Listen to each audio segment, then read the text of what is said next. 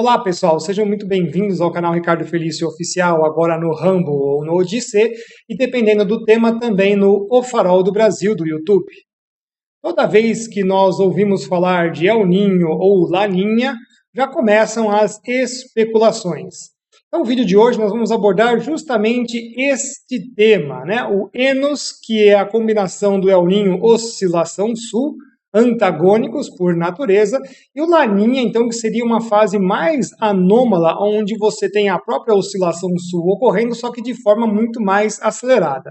Nós não vamos entrar nos pormenores dessas três fases, porque o vídeo de hoje não é para isso.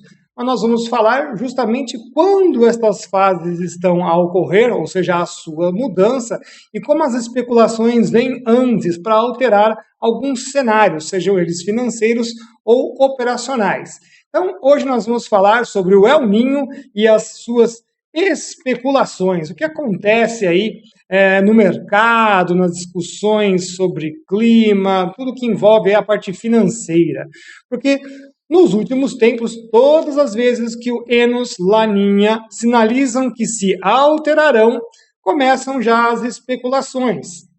Nós temos uma grande variação de preço nas bolsas agrícolas, sugestões equivocadas dos investimentos, tem uma influência na programação de plantio e de colheitas, e também aí acontece alguns reflexos na atuação da área de seguros. Não é por isso que a gente está aqui fazendo hoje essa avaliação, inclusive, mas por que isso é tão importante, professor? Porque acontece alguma coisa muito severa quando você tem as mudanças? Bom, de fato, toda vez que você tem uma alteração, você vai ter aí as influências. Então, quais são as principais influências? Como o Brasil aí é um país muito vasto, né, de dimensões continentais, as alterações por influência do Enos ou Laninha, né, lembrando então que Enos é El Niño, oscilação sul, eles já são antagônicos por si, e Laninha então seria a própria fase da oscilação sul, só que muito mais acelerada. No Enos, né, no El Niño, você tem o Pacífico tropical com águas aquecidas e uma inversão, inclusive, dos ventos, agora soprando de oeste para leste. Na oscilação sul normal, os ventos estão de leste para oeste, né, seguindo o sentido dos alísios, ondas de leste, só que eles não são tão intensos, as águas não ficam tão aquecidas, ficam dentro de uma normalidade. Mas quando você está na fase Laninha, é exatamente o oposto. Os ventos estão muito acelerados, né? Então continua sendo de leste para oeste, mas muito acelerados, levando todas as águas aquecidas para o setor oeste do Oceano Pacífico e permitindo então a se criar uma apófise fria, né? As águas frias que ressurgem aí no Pacífico tropical, mais voltado para a região leste do Pacífico tropical, né? Então você tem aí a formação da ressurgência de águas frias a oeste da América do Sul, tem uma grande penetração da corrente fria de Humboldt, e tudo isso vai interferir bastante. Então, basicamente, o que acontece no El Niño, aquece as águas do Pacífico tropical, principalmente mais próximos aqui da América, mais intensamente, ou seja, destoam da normalidade. No oscilação sul, meio que voltam para a normalidade, e no Laninha, pelo contrário, as temperaturas ficam abaixo da normalidade, e aí, claro, o processo convectivo, as águas muito aquecidas vão lá para o lado da Oceania, tá bom? Basicamente é isso. Então, quais são os resultados que a gente observa, como eles são todos teleconectados, existem teleconexões por vasta área do planeta por causa do Oceano Pacífico, aí acontece o quê? Você tem a alteração aí de nebulosidade em cima do Brasil, né? E dependendo da regionalidade, tá? Então tem aspectos regionais em cima disso, eu estou falando só em linhas gerais, não estou localizando essas coisas nesse vídeo, mas você tem uma alteração de nebulosidade, você tem uma alteração então do saldo de radiação solar incidente, dada aí a alteração de nebulosidade, uma mudança do regime de chuvas, né? Se você também tem mudança de nebulosidade, reflexo também no regime de chuvas, então, portanto, os totais pluviométricos, quanto que realmente chove sobre as regiões. E, é claro, também reflexo nas temperaturas do ar em superfície. Tá bom? Então, são os principais aspectos. Vejam como a nebulosidade é muito importante, é um dos primários aí que mais vai se alterar. E a gente viu isso tudo aí a ocorrer. Bom, então por que você está fazendo esse vídeo, professor? Porque Em dezembro, eu fui contratado por um canal do pessoal do agronegócio para fazer uma entrevista, né? E estava se especulando demais que a partir já de dezembro já se mudaria para Laninha. Então nós tivemos uma mudança para El Ninho aí a partir do meio de 2023, após praticamente 3 anos, mais de 3 anos, com a ocorrência de Laninha, né? Foi o quarto maior mergulho profundo que a gente fala, porque segue-se mais de 3 anos. Na verdade, foram quase 4, mas tivemos 4 meses em que deu lá uma variação de menos 0,4, precisa ser menos 0,5. Então, vamos ver ainda se eles vão contar isso aí como um dos registros para entrar na história dos 4 grandes eventos. Mas ele mudou, né, sinalizou para a mudança de El Ninho, ficou aí permanentemente como El Ninho, mas de repente falaram já em dezembro que já ia mudar para Laninha, que ia alterar as condições de chuva, ia atrapalhar as safras, etc. Então vejam só que vai bem no que a gente acabou de mostrar, né? Eles já estavam falando sobre mudanças nesses fenômenos, nessas variáveis, né, nesses parâmetros meteorológicos, e, portanto, interfeririam aí nas operações administrativas e financeiras das pessoas, especificamente do pessoal da área agrícola, né? E isso aí tudo tinha um cunho especulativo. E nós falamos justamente que não, as coisas continuariam como estavam, né? De janeiro nós teríamos chuvas. Isso também é muito importante para a gente, porque acompanha aqui o trabalho do canal e para quem também acompanha o trabalho do professor Marcel Ligabô no canal Tudo sobre Furacões, já entendeu, né, que o estado do Pacífico, sendo El Ninho ou Laninha, interfere dramaticamente nos ciclones tropicais do Atlântico. Mas como assim, professor? Eu não gosto do Pacífico, o que tem a ver com o Atlântico? Não, sim, muda muito. Se você tiver um estado de Laninha, você tem o favorecimento, né, da maturação de grandes ciclones tropicais no Atlântico, justamente porque você não tem um vento reverso, que a gente fala, que causaria um cisalhamento em níveis diferentes na troposfera. Não facilitaria, então, a formação dos grandes sistemas e até mesmo dos sistemas menores, tá? Você precisa ter aí uma estrutura, pouco cisalhamento de vento em altitude, ou seja, ventos cortantes, nós falamos, os ventos têm que estar mais ou menos sintonizados no mesmo sentido em toda a coluna atmosférica, com pouquíssima variação, para que você possa ter formação de ciclones intensos. E a gente também sempre abordou isso aqui no canal, e o professor Marcel trouxe essas informações para nós aí quando fez aí o fechamento da temporada de ciclones tropicais no Atlântico no ano passado. Então são 2 vídeos que já, né, esse do pessoal do agronegócio que a gente fez essa entrevista, sinalizando, olha, isso não vai acontecer porque não acontece esse tipo de mudança, e do professor Marcel. Acompanhem aí alguns trechinhos. Muito bem, amigos produtores rurais, amigos do Tempo e Dinheiro e do Notícias Agrícolas, nós estamos nesse instante aferindo, né, a situação da meteorologia no nosso país. Importante para nós aqui que nós estamos registrando nesse momento o enfraquecimento do centro de alta pressão que fica sobre o Atlântico, no momento também que nós estamos vivenciando a ênfase maior do El Niño. Então, são dois fatores conjuntos, professor, um no Atlântico, centro de alta pressão, e o El Niño no Pacífico. Ambos estão enfraquecendo ou o El Niño continua muito forte?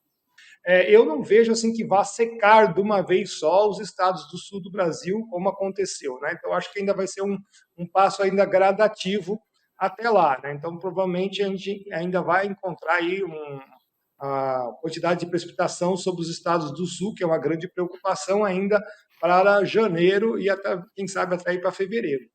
O senhor está dizendo que não haverá essa estiagem sobre o sul do país como a gente está temendo.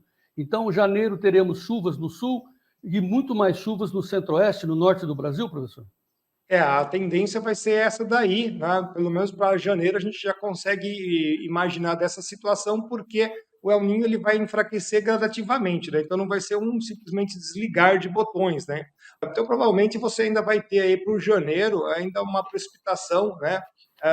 Sobre a região sul, então não vai secar de uma vez, como é meio que esperado aí para uma situação mudando para Laninha. Então acho que ainda não vai ser de uma virada de uma vez só.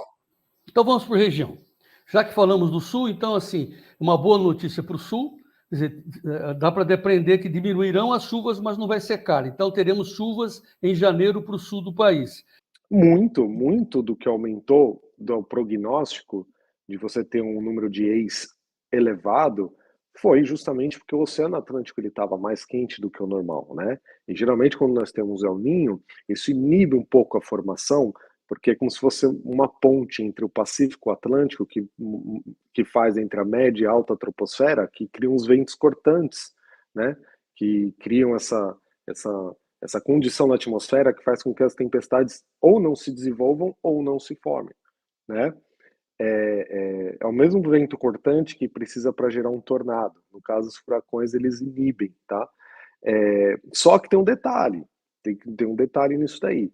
Por ser um ano de El Niño, as pessoas às vezes não falam isso, né? Eu acho que é muito importante, quando a gente fala de El Niño e Laninha, se vai ter mais ou menos tempestades, é ver o direcionamento que elas tomarão, o rumo que elas tomarão. Quando nós temos El Niño, os números são menos preocupantes, não só porque tem menos tempestade. Nesse ano nós vimos que mesmo com El Niño tivemos bastante tempestade. Porém, por justamente esse vento em alta troposfera, de média e alta troposfera, que vem justamente do Pacífico, cruzando o Caribe, é como se literalmente, aí você tem no ano de El Niño um jato, uma corrente de jato mais ao sul, geralmente, então isso faz com que tenha literalmente essa barreira natural nos Estados Unidos. Então ela tem essa curvatura na trajetória dos furacões, né? Então como se fosse um escudo natural. Então El Niño não é só que ele inibe a formação, ele também dita a direção dos sistemas, muito justamente por afetar a corrente subtropical no hemisfério norte, que fica um pouco mais ao sul, então acaba jogando, elas não conseguem entrar no Golfo, né? Como muitas vezes acontece, tá? Então forma-se um escudo natural, que é típico do ano de El Niño, tá? Entre agosto e outubro, onde é o pico da temporada de furacões, pessoal, 95% da atividade de ciclones tropicais no Atlântico é entre agosto e outubro, né? Então o foco tem que ser nesses meses, tá? O resto é literalmente exceção, tá? O que foge da curva. Então veja que em azul é um vento cortante abaixo da média, em vermelho, obviamente, acima da média. Então você vê nitidamente a influência do jato na parte mais ao sul dos Estados Unidos, né? Vermelho, então justamente isso é a influência da corrente de jato, né? Então forma um vento cortante, literalmente uma barreira para essas tempestades entrarem nos Estados Unidos, né? E ao contrário, como o professor apontou ali, naquela área retangular ali, os elementos de ventos muito abaixo do normal. Então, se o senhor contrapor com a imagem anterior, olha aí, de onde vem a maioria das tempestades. Uma coisa tem que fazer sentido com a outra, né? 2005 foi uma coisa bem atípica mesmo. Porque nós esperávamos mesmo que 2020 seria algo bem... era inclusive prognosticado a ser quase tão forte quanto de 2005, né? Então, assim, esperávamos mesmo algo muito dramático. E que dos próximos slides fazer um link com isso que nós estamos falando agora, que é justamente o que esperar do ano que vem, né? Novamente, a gente tem que olhar a atmosfera, ver o que a natureza vai dando pistas para a gente poder tentar melhor prognosticar um evento. E vejam só, os de alta variabilidade, como por exemplo, nós temos aí a chegada, a aproximação de frentes frias, as convecções locais, então isso é muito difícil se identificar, né? Meses e meses anteriormente. Porém, as outras atividades, como por exemplo El Niño, Laninha, né? Nós temos que tem uma inércia maior que carregada ali, nós temos uma chance maior de acertar. Então, foi agora o CPC que é lançado aqui nos Estados Unidos, né? Que é a projeção de acordo com o que nós temos observado, pegar os dados que nós temos agora no Pacífico e fazer uma projeção de como que vai estar nos próximos meses, né? E cada vez essa projeção tem sido mais longa, né? Então vejam que a projeção é que já em maio, junho, ou seja, iniciando a temporada de furacões do ano que vem, a tendência é que nós tenhamos cada vez mais um ano mais para o neutro e não para o El Niño, tá? Se nós olharmos que a maioria dos furacões ocorre entre agosto e outubro, então, na verdade, seria muito mais interessante ver a última coluna ali, Ou seja, nós estamos se aproximando de agosto e setembro, julho, agosto e setembro. A chance de ser neutro ou laninha, ela é muito alta. E aí mora o perigo. Por quê? Porque quando você tem laninha ou neutro, às vezes as pessoas falam, ah, não, mas tem que ser laninha para ter muito furacão. Não, não, não. Se já não tiver um ninho, já é ótimo. Ano neutro geralmente está atrelado às temporadas mais ativas, ano neutro e laninha, tá? Então, é muito preocupante isso, né? Então, o resfriamento das águas superficiais no Pacífico ano que vem, a tendência é que isso ocorra, talvez não ocorra com essa exatidão, com essa velocidade, tanto o decaimento quanto a evolução do sistema, mas a tendência é essa, que em algum momento, quando iniciar a temporada de furacões, deixaremos de ter El Niño e começará a permanecer muito mais abaixo do que o normal a temperatura superficial do Pacífico, o que é um mau sinal para o Atlântico. Espera-se que lá em maio, junho e julho do ano que vem, espera-se esse cenário de laninha. E olha só, pior que laninha, veja o Atlântico Norte. Bom, vocês viram então o que a gente disse, né, e o que realmente aconteceu, né? O regime de chuvas continuou, pegou bastante várias áreas do Brasil por bastante tempo. Nós estamos aí com as chuvas meio que dentro da normalidade, em alguns lugares até um pouquinho a mais. Mas então, qual é o verdadeiro prognóstico? Vocês sabem muito bem que eu não gosto muito de modelos, né? Eu não sou adepto a seguir o que os modelos dizem estritamente. Alguns modelos têm aí uma coerência muito maior, porque eles estão ligados a dados oceanográficos e, portanto, você tem aí uma perspectiva um pouco melhorada para observar, né, as coisas que vão acontecer aí no futuro, no que tange a você ter uma mudança de sinal para um fenômeno grande como o El Niño, Laninha, a oscilação sul, né, a combinação aí desse grande fenômeno. Então vamos ver aí o que nós temos de fato como prognósticos, tá? Olha só que interessante, né? É oficial, saiu da NOAA, Administração Nacional de Oceano e Atmosfera dos Estados Unidos, saiu agora dia 8 de fevereiro de 2024, né? Como a gente falou, estava lá marcando, né, que era El Niño mesmo que ia acontecer, e realmente aconteceu El Niño. E o enfraquecimento vai começar agora, para março, abril, maio, mas ainda é El Niño, tá? Nós estamos ainda vão ter chuvas ainda significativas, e para abril, maio e junho é que você entra então no estado de neutralidade com grande possibilidade, aí próximo de 80%. E a partir aí de maio, junho e julho é que você começa, né, a observar provavelmente o crescimento de laninha, mas ainda é uma fase neutra, né? Então é aquela hora que você está vendo muito mais simplesmente a oscilação sul. A banheira lá de águas quentes do Pacífico na parte tropical vai se amainhando e sinaliza, né, que você vai ter aí entre o campo de pressão, as temperaturas da superfície do mar, as temperaturas de subfundo, que até cerca de 200 metros de profundidade, você vai ter aí as condições que vão levar a uma neutralidade. E só depois, provavelmente lá em junho, julho e agosto, é que a gente vai ter a sinalização para a laninha. E provavelmente dali em diante o sinal deve seguir, né? Mas quando a gente fala, quanto mais o prognóstico vai para longe, mais difícil de ele estar mais correto. É claro que as boias oceanográficas vão observando também quais são as variações de temperatura na superfície do mar e de subfundo, se aquela apófise fria, como eu falei para vocês, começa a crescer ou não, se tem um desenvolvimento maior da corrente de Humboldt, que é também avaliada por satélites, e aí isso aí vai se melhorando.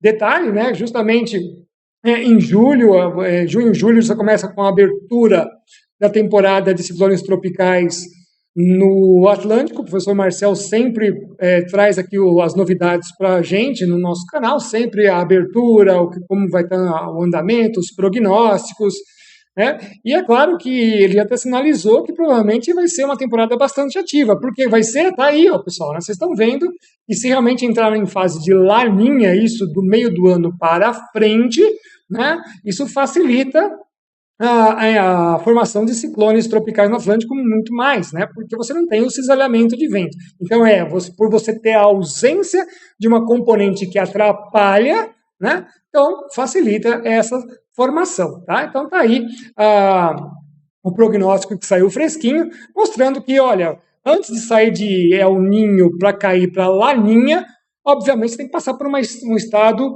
intermediário. E eu sempre gosto também de dizer que as coisas gigantescas como essa, lembra? O Pacífico é um terço do planeta Terra. Né? Embora a região Nino 3.4, que é onde você observa essas variações e é onde a gente sinaliza se as coisas vão mudar, seja uma área bem menor, ainda são coisas muito vastas, muito grandes. Os oceanos são bastante lentos, são campos de pressão enormes que estão sobre o Pacífico, tem que fazer uma gangorra, um balanceamento. Então essas coisas são mais lentas e, portanto, a gente vai acompanhando essa sinalização de forma a ficar mais clara. Dificilmente você tem uma variação tão brusca assim de um mês para o outro, e, portanto, obviamente, tratava-se de apenas de especulações, né? Não tinha como a gente ver isso de uma outra maneira. Então, a gente sempre fala para as pessoas, olha, tome cuidado aí com esse tipo de especulação, ok? Quero fazer um agradecimento aos nossos apoiadores, o pessoal que fez contribuições no Vaquinha, o Daniel e a Lúcia, quem fez contribuições no PayPal, o Rubens, o pessoal que faz contribuições na nossa caixa ou pelas lotéricas, o senhor Celso, Marina, Humberto, Maria e a Eliane, meu muito obrigado, sempre estou orando por todos vocês, e o pessoal guerreiro do Apoia-se, o Alexandre, Augusto, Carlos, o Cristóvão, Edmundo, Elcia, Eliane Bonotto, Eliane, Felipe, o Joner, Gabriel, José Roberto, Lígia, Michele, Nelson, Nilce, Renato, Roberta e Ronald, meu muito obrigado. Sempre estou orando por todos vocês que estão aqui nos ajudando. Agradecimento especial ao pessoal que nos faz contribuição com material. E lembrando que nossos livros estão aí na descrição do nosso vídeo. E se você, pai, quer introduzir a história de Deus para os seus filhos, nós temos aí a Bíblia em quadrinhos. Comprando esse produto pelo link, você ajuda no trabalho do nosso canal. Lembrando a todos, a nossa novidade, a primeira parte do curso, Mudanças Climáticas, Geopolítica e Guerra Espiritual, parte 1B, Bases Científicas e Epistemológicas contra a Falta da Mudança Climática, já está disponível em módulos. Portanto, agora você pode estudar dentro das suas possibilidades. Não deixe de aproveitar essa grande oportunidade. Concluindo, pessoal, então nós temos que alertar as pessoas, principalmente o pessoal que trabalha na área do agronegócio, né, para atentar às informações, especificamente se você está falando sobre questões de El Niño e Laninha, que mudam drasticamente aí os regimes de chuva, os totais pluviométricos sobre a sua região. Né? Não aceite informações de qualquer site, não aceite informações que são ventiladas aí por canais que são bastante especulativas. Confie mais aí nas informações mais certeiras, mais corretas e façam sempre paralelos, como um exemplo aí dos furacões, né? Como você acompanha as temporadas, você vai entender porque El Niño e Laninha também estão intimamente ligados com isso. Espero que vocês tenham gostado do nosso vídeo de hoje. Um grande abraço para todos, Deus os abençoe, fique com Deus e até o nosso próximo vídeo, pessoal. Até lá!